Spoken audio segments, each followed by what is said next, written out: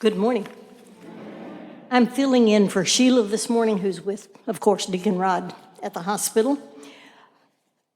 And forgive me if I do not pronounce this saint's name correctly, but I'm using what the website said is the pronunciation, so if I say it wrong, forgive me.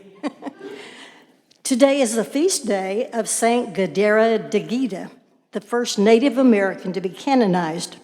Her father was a Mohawk chief, and her mother was an Algonquin who had been captured in a raid by the Mohawks. Kateri was born in 1656 in northeastern New York State. When Kateri was 4 years old, her mother, father, brother, and she contracted smallpox. Her parents and brother died. Kateri survived, but she was badly scarred. Kateri's name means she who bumps into things.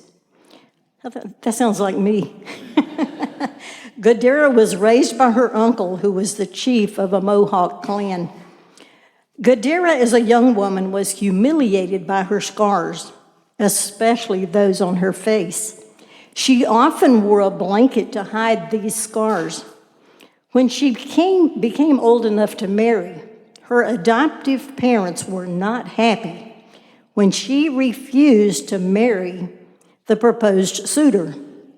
She insisted she would never marry. At age 19, Kateri converted to Catholicism. Her vow of chastity was not pleasing to her parents and her neighbors. Some neighbors started rumors accusing her of practicing sorcery. So she left home and moved to a Christian community south of Montreal, Canada. Kateri was very devout and steadfast in her devotion to God. She was a sickly person, and her practices of self-mortification, fasting, and self-denial did not help her health issues. They undermined her health in very serious ways.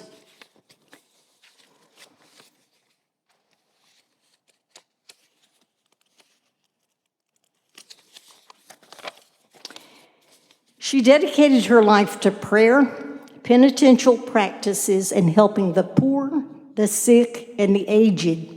She died on April 7th, 1680, at the age of 24. She is known as the Lily of the Mohawks. At her death, one of the priests said about 30 minutes after her death, her face, which had been so marked and swarthy, suddenly changed, and she became so beautiful and so white. Her smallpox scars were said to disappear. Several miracles were attributed to her. Her remains were sometimes used as relics for healing. Father Remy recovered his hearing. A nun in Montreal was cured by items formerly belonging to Kateri. Joseph Kellogg was a Protestant child captured by natives in the 18th century and was eventually returned to his home. About a year after he returned home, he caught smallpox. Jesuits treated him, but he was not recovering. A Jesuit told him that if he would become Catholic, he could help him. The Jesuit gave him a piece of decayed wood from Kateri's coffin, which is said to have healed him. In 2006, a young boy in the state of Washington survived a flesh-eating bacterium. The boy was half Lumi Indian. The parents prayed to Kateri to intercede for his healing.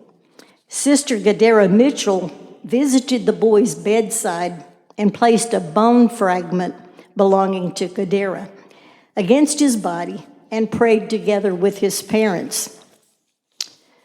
Kateri Tekakwitha, look at that pronunciation again. Kateri Tekakwitha was beatified by Pope John Paul II on June 22, 1980. She was canonized by Pope Benedict XVI on October 21st, 2012. Information from this article was from Catholic.org and Wikipedia. Amen.